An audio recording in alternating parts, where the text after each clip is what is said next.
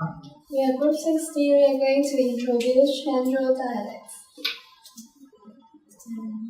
The Sino-Tibetan language families are a family of more than 400 languages spoken in East Asia, Southeast Asia, and South Asia.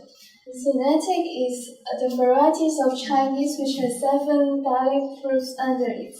And Min is known as the most complex one, as the dialects under the same group are not intelligible with each other. And Quanzhou dialects is the subgroup under Southern Min. According to the dialect map, Quanzhou is located in the southern area of the Fujian province, like we show that here. And Quanzhou dialect belongs to the language family Min. Min is recognized as the most complex dialect among the 7 dialect groups. And Quanzhou dialect is said to be the living fossil in ancient Chinese because some of the lexical and syntactic features are present. The history of formation of Quanzhou dialects is related to the characteristics of this dialect of many traces of ancient Chinese. For example, the similar vocabularies and grammar patterns.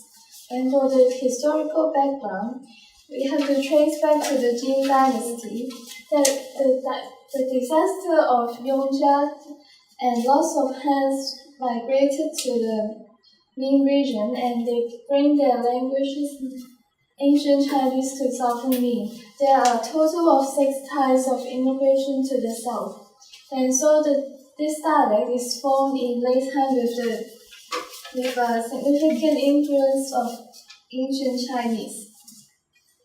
And for the social factors, Chinese is related to the central culture, which is regarded as a high variety associated with prestigious social meaning. This is used as a core basis in the development of Quanzhou dialects. And for the geographical factors, because it is surrounded by the high mountains, there are fewer connections with other regions, so the ancient Chinese as the basis could be retained. And so it is often described as the living fossil of ancient Chinese, and it has interested many scholars to dig into it. Firstly, the lexical, many monosyllabic words are used, and for me, it is you in modern Chinese, and yi, it is he or she. These two are examples of monosyllabic words, and te is books in modern Chinese. And the word formation rules is very similar to ancient Chinese as well. The stem root is followed by the modifier.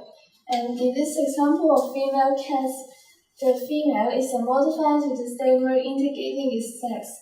The word order is often reversed in Mandarin. And here are some other examples. You can find the word order is often reversed. For the syntactic structure, there are a use of functional word fu that can be found in both ancient Chinese and Quanzhou dialect.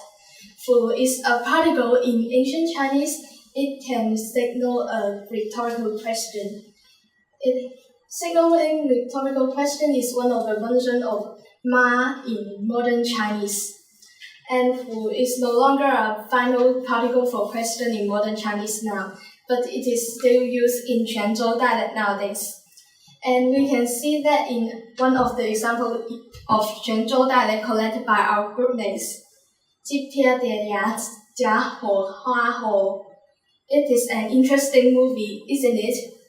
Ho have the same function as the ancient Chinese example. 大王上文報醫之老虎. Has your Majesty heard of the anger of a commoner? So there are some interesting expressions in Quanzhou dialect. And there are various ways to increase the degree of words. Repeating the morphemes induce different meanings. For the completeness, 只只 egi equals to 穿只 egi, eating off the food, and 計計起來 equals to 穿計起來, adding up all the numbers. For the repetitiveness, 唧唧一下 means cook repeatedly until it's ready. So, if we repeat the morpheme pak Thai applied into the phrase sang bak bak means a little bit tight. And so we can also repeat the adjective to show a stronger extent.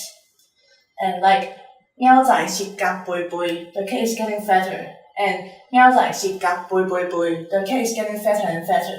So theoretically, it is possible to form a sentence like 喵仔舌甲背背背背, and so on. And there are some ways to change the word order so that we can show the stronger extent. Like for the word lao xip, it honors, and if we assign the word lao to A and xip to B, and convert it into the ABAB form, and it means to be honest. So on the other hand, if we say lao lao xip xip, the form AABB, it means to be very honest. And some other lexical categories can also be repeated, like for the word shua, sand, if we repeat it into sha shua, it becomes an adjective, means sandy. And for the word zui, water, if we say zui zui or zui zui zui, it means very, very dilute. And the classifier and the preposition can also be repeated to show a stronger extent, like the word lip, if we say lip lip, it becomes an adjective used to describe the shape of food that hasn't cooked completely. And the preposition zui, if we say zui zui, it becomes an adverb which means just in the right time.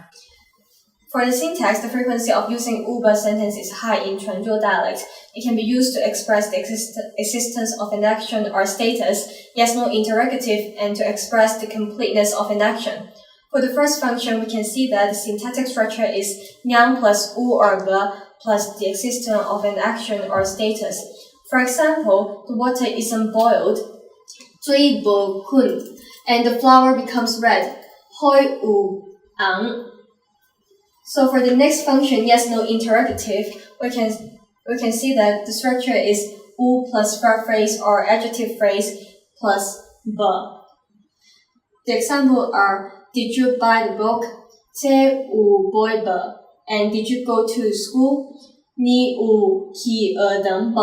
We can see that there is no rising intonation to indicate that it is a question, and the intonation of Quanzhou dialect is level. The third function is to express that the completeness of an action. For example, one who still does not finish the action of reading books, we can say 這讀不了. And I have already had my lunch. We can say 會到食有了. U or ba are placed immediately after the verb phrase, and 了 is placed in the end of the utterance to express the completeness of an action. During our investigation of Quanzhou dialect, we have come to an interesting word that is whole, and we have found that whole is a dialect that has 6 different patterns of usage. The first one is acting as dative verb, which means giving. For example, in Quanzhou dialect, 我予伊一領衫. It means I give him a cloth. And you can see that in this usage, whole is the verb that means delivering something. Another usage of whole is that being put into the middle of 2 objects in 2 object sentence. For example, 我寄一本冊予大兄. In this case, it means I send a book to my brother. Ho is being put in between te and dahyang, which both are object in this sentence. The third usage of ho is slightly different from the first one. It acts as a causative verb. For instance, 伊無來，互我真煩惱. It means he makes me annoyed by not showing up. We can understand that in this case, ho is the verb makes. And the next common usage of ho is that being put in the middle of a serial verb construction, which is 2 or more verb or verb phrase are strung together in a single clause. For example, 我摕被予你看. te and quan both are verb occurring in a single clause. And the fifth usage is that ho acts as an imperative. For example, 你著食予飽. It is a command that means you have to eat until you're full. When 或 is added into a sentence, the sentence would be in imperative mood. The last but not the least is that 或 acts as the indication of an agent in a sentence. An agent is the entity initiates or perform the action. For instance, 我互伊骗去。 in English, this sentence means he lied to me. We can see that in this case, 或 is put before the word key, indicating that key is the agent of the action. This is the end of our presentation. Thank you.